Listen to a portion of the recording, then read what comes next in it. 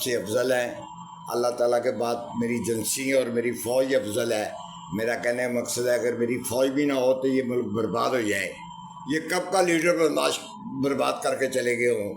मैं नहीं कहता सारे लीडर बर्बाद कर देंगे, चंद लीडर इसमें रॉ के बंदे हैं, 100% रॉ के बंदे हैं। इनको फंडिंग भी रॉ से होती है। मैं आपको जेन्युइन कहता हूँ, ये कहाँ से जलसे जुलूस इतने बड़े कर लेते हैं।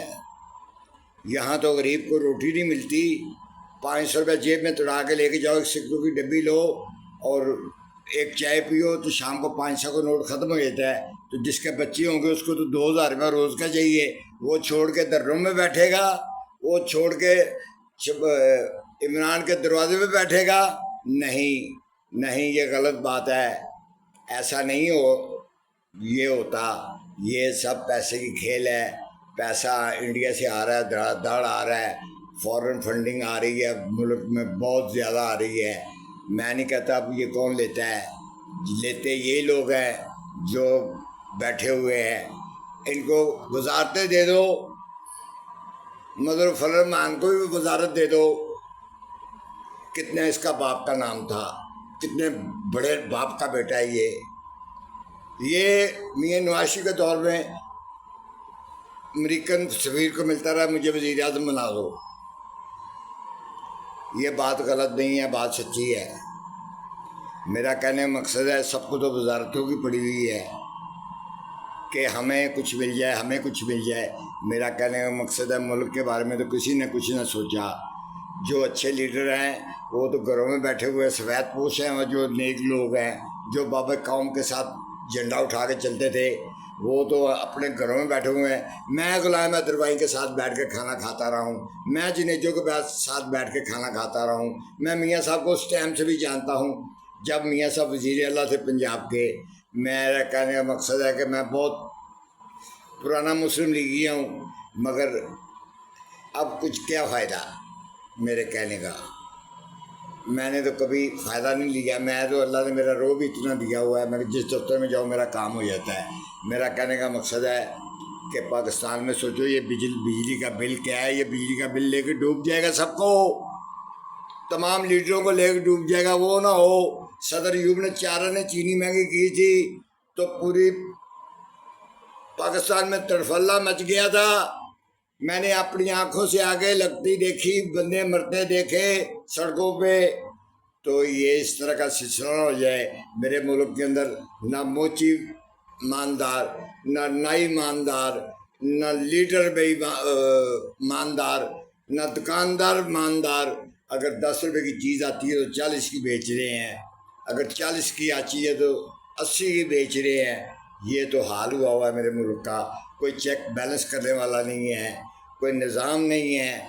निज़ाम हो तो मैं देखता हूँ कैसे होगा।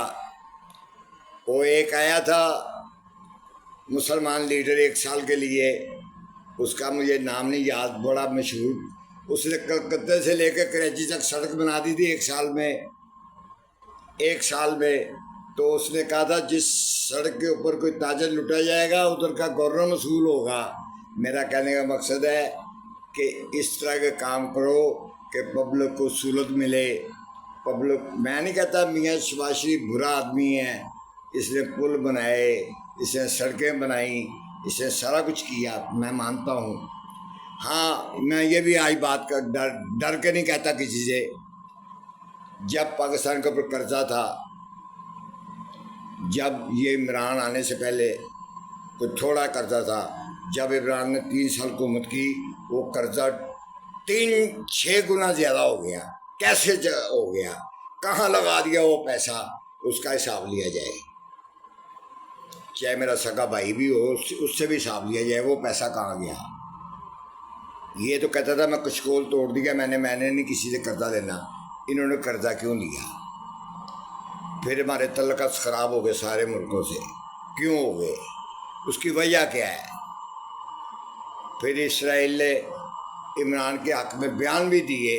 इसे इमरान को कहें इसराइल के ख़िलाफ़ तो बयान दे, एक ही बयान दे दे।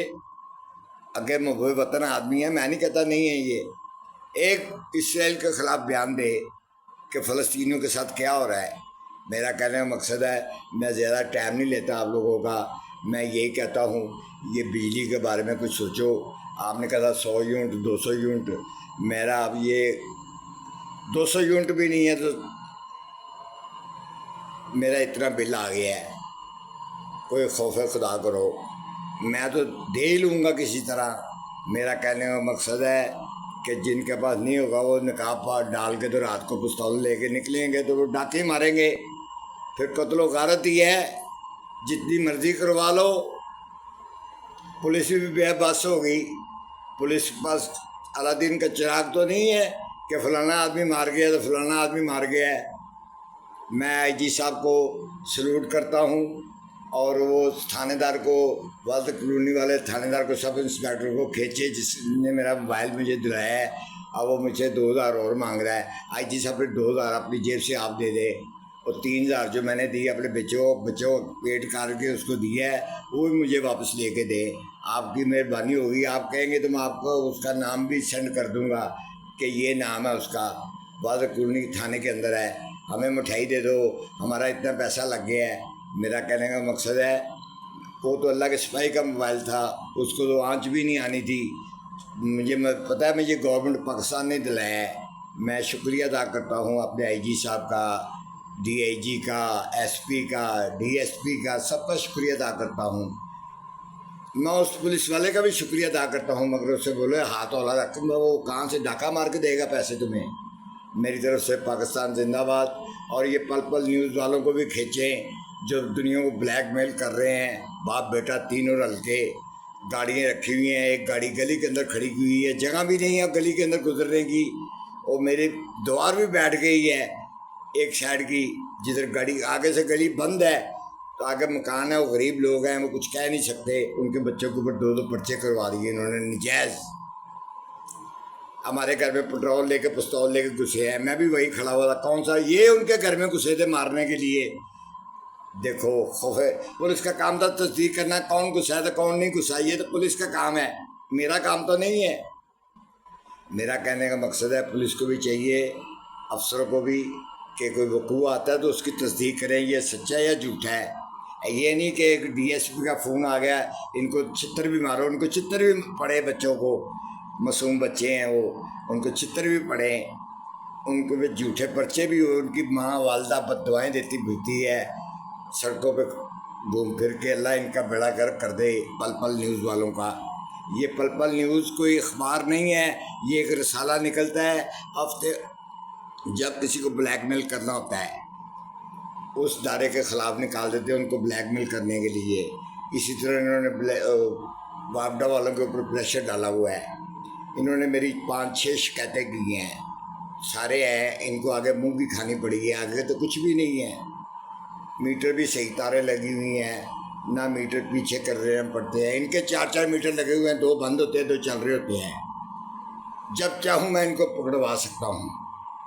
ये वासा का काम है, इसका लस्को वालों का काम है कि ये पल पल न्यूज़ वालों को ठुड्डे मार के बाहर निकाले। ये कोई न्यूज़ नहीं है, जियो न्यूज़ नहीं है, ये पल पल न्यूज़ ना रखा हुआ अखबार का।